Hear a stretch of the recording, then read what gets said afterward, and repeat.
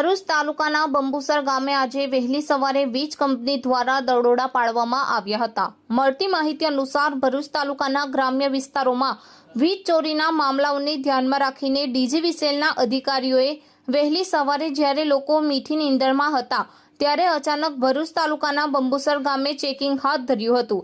આ દરમિયાન કેટલાક સ્થળોએ અનિયમિતતા સામે આવી હોવાનું જાણવા મળ્યું છે।